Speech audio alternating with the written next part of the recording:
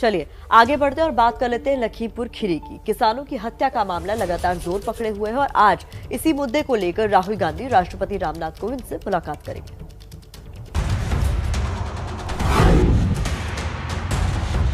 वो इस्तीफा दे, उसको बर्खास्त करें, उसकी गिरफ्तारी हो। किसानों के साथ धोखा हुआ है, किसानों के साथ अन्याय हुआ है। किसानों के साथ जो है घड़ियालू आंसू बहा रहे हैं। किसान इस प्रदेश का, इस देश का गुमराह होने वाला नहीं है। 3 अक्टूबर को लखीमपुर में जिन किसानों ने जान गंवाई, उनके लिए मंगलवार को अंतिम अरदास की रस्म पूरी की गई। बाद में मंच सजा, किसान नेताओं ने अपना पक्ष रखा। तय हुआ कि जैसे आशीष मिश्रा को जेल भिजवाया गया, वैसे ही केंद्रीय गृह राज्य मंत्री अजय मिश्रा को भी भिजवाना है, भले ही फिर से मुहिम क्यों न चलानी पड़े। डिमांड भी आप लोगों की कि एमओएस होम अजय मिश्रा की बर्खास्तगी हो, बर्खास्त हो, गिरफ्तारी हो। 120B का मुलजिम है। आप ये कह रहे हैं कि अजय मिश्रा भी उस दिन की घटना में कौन कह रहा? 120B का मुलजिम, 120B का मुलजिम घटना स्थल पर शामिल नहीं होता, वो प्लान बनाता है। प्रियंका गांधी भी अपने ऐलान के मुताबिक मृतकों को श्रद्धांजलि देने पहुंची। हालांकि मंच किसानों का था, इसलिए उन्हें जमीन पर ही बैठना पड़ा। शायद उन्होंने जमीन पर ही बैठना सही समझा। प्रियंका जब तक बैठी रही, खामोश रही, लेकिन ट्विटर पर उन्होंने बहुत कुछ कहा, लिखा। लखीमपुर में शहीद किसानों एवं पत्रकार रमन कश्यप जी की अंतिम अरदास में शामिल होकर उन्हें श्रद्धांजलि अर्पित की। इस संघर्ष का अंत तभी होगा जब किसान एवं पत्रकार रमन कश्यप जी को न्याय मिलेगा।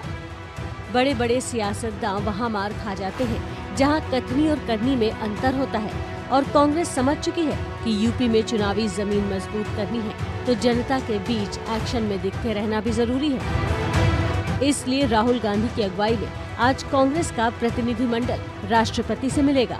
7 सदस्यों के प्रतिनिधिमंडल में मल्लिकार्जुन खड़गे, प्रियंका गांधी और संगठन महासचिव केसी वेणुगोपाल शामिल होंगे। इसके अलावा अधीर रंजन चौधरी या रणदीप सुरजेवाला में से कोई एक नेता शामिल होगा। लखीमपुर के मुद्दे पर प्रियंका ने जिस फुर्ती से दिल्ली लखनऊ एक कर दिया है, उससे ये बात साफ हो चुकी है कि कांग्रेस लखीमपुर हिंसा को यूपी चुनाव में बड़ा मुद्दा भी बनाएगी और अपने पक्ष में माहौल भी, और यही बात बीजेपी को गवारा नहीं। सब लोग जो है वो चुनाव नज़दीक आने के नाते किसानों के साथ जो है घड़ियालू आंसू बहा रहे हैं। पिछले 3-4 सालों में ये कहीं न निकले, न कहीं पर गए, न इनकी सरकार ने काम किया।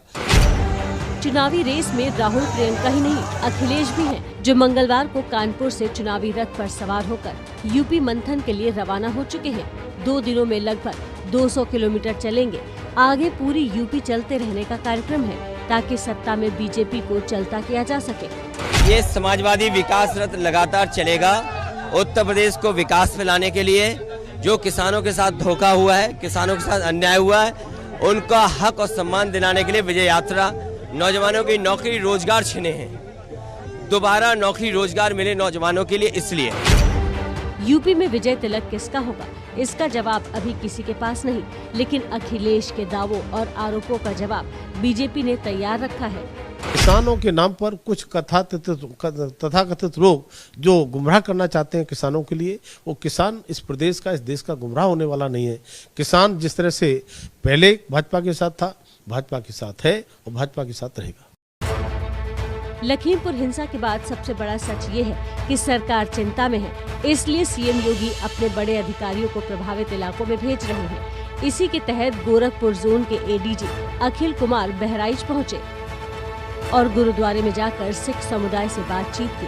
सरकार की तरफ से ऐसे दर्जनों अधिकारियों को जिम्मा सौंपा गया है जो बहराइच, लखीमपुर और आसपास के जिलों में जाकर लोगों से मुलाकात करेंगे ताकि सरकार पर जनता का कॉन्फिडेंस डगमगाए नहीं।